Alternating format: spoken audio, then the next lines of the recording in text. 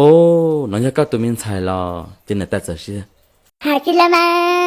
nó là của tụi mình xài kìa, ô lấy của thế trường hai à, nên nhập khói lọc kia cậu chi trong đầu nào xưa hả? Chỉ tao mới ít thu lần đầu đi, em của thế trường sai sai tía trả anh gì ấy, nếu là tía lần câu trên hay là mua lần đầu lại nó là mà nhập khói lọc kia sư, của lú lú, của tuần sai mà ô lấy của thế trường hai nữa, nông nông lù cơ, nhà hồ chế lên nhà hồ chế sư,